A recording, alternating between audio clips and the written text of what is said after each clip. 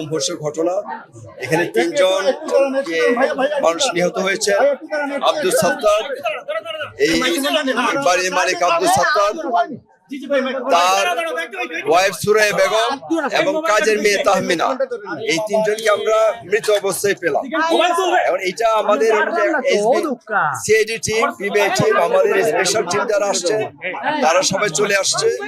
আমরা এটা পরিদর্শন করছি এবং সেই আমরা আপাতত ক্রাইম সিন প্রোটেকশনের কাজ করছি। আমি একটা স্পেশাল টিম করে দিয়েছি। আমরা এর মধ্যেই তাৎক্ষণিকভাবে কথা বলেছি এবং এইটা হলো যে কোনো হলো যে পারিবারিক মানে এখানে আমরা এটাও পেয়েছি যে তার হলো যে ওয়ার্ড্রোব অথবা হলো যে আলমারি যেগুলি আছে এগুলি খোলা আছে। মনে হচ্ছে এখান থেকে কিছু স্বর্ণ অথবা অন্যান্য যদি কোনো দামি জিনিস থেকে সরানো হয়েছে। তাহলে এখন ক্রাইমটা কোন নেচারের আমরা এটা এখন খতিয়ে দেখছি। এটা কি কোনো ডাকাতি অথবা কোনো আগের কোনো এনমেটি আছে কিনা, কারণ এখানে দলিল একটা দেখা গেছে।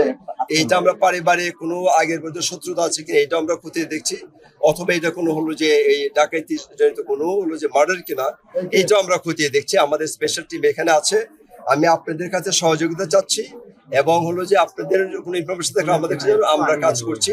আমরা আশা করি দ্রুত এই হলো যে এটা রহস্য আঘাতের ধরন যেটা মনে হলো যে তারা হলো শার্প কোনো হলো যে অস্ত্র দিয়ে তাদেরকে হলো আঘাত করেছে।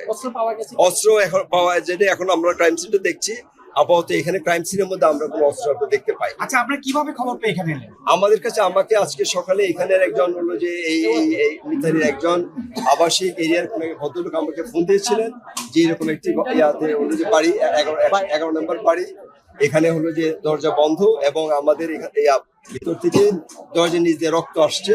আমি সাথে সাথে হলো যে আমাদের টিমকে হলো এখানে যে টিম ছিল পেট্রোল টিম এবং তারা করে দ্রুত এখানে এসে পরবর্তীতে যে উপরে যে দরজা ছিল দরজায় হলো যে উপরে দরজাটা লাগানো ছিল, তারা দরজা প্রেসার দিয়েছে জুড়ে, পরে দরজাটা ছিটকে নিয়ে ভেঙে গেছে এবং তারা প্রবেশ করে এরপর আমাদেরকে জানিয়েছে। মানে ভেতরে কোনো জানালা দরজা এরকম কিছু ভাঙা পেয়েছেন কিনা? ভাঙা এখনো পাইনি, বাট আমরা এর মধ্যে তারা যে টিমটা আছে তারা টোটাল তো একটা বড় বাড়ি তারা কাজ করে দেখছে এর মধ্যে কি কি আছে, কোনো হলো যে বাথরুমের এদিকে জানালা আছে, ওই দিক দিয়ে কোনো এন্ট্রি আছে কিনা, টোটালটার জন্য আমাদের এই টিমটা কাজ করে। তো আমরা এই রিপোর্টটা একটু পরে পাবো। আর স্থানীয়দের সাথে কথা বলে তারা কিভাবে জানলেন ভাই? স্থানীয়রা হলো যে তারা আমরা মনে হলো যে এখানে যে চারতলা আছে চারতলায় তারা যেটা বললো আর কি, মানে যে কথা প্রসঙ্গে তারা বললো যে তারা সকালের দিকে তারা একটু চিৎকার চেঁচামেচি তারা শুনেছে।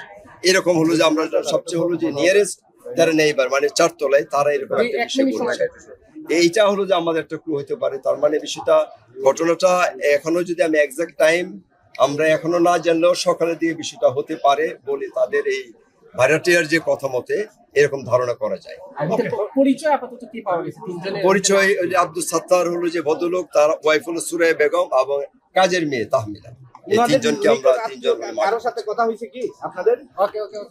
এর মধ্যে যে পরে ভারতীয়ের সাথে কথা হয়েছে, এর মধ্যে ওনার যে ইয়া আছে ভাগনা একজন আছে যে ওনার সাথে কথা হয়েছে। আমরা এইগুলি দেখবো যে তাদের কোনো পারিবারিক অ্যানমেটি যদি থাকে সম্পত্তি নিয়ে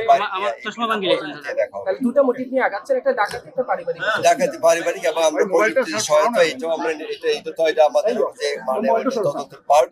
আমরা যে প্রক্রিয়াতে আগে আমরা সেই প্রক্রিয়াতে আগাবো। আমরা আশাবাদী যেটা দ্রুত এটা ফাইন্ড আউট আমরা করতে পারবো।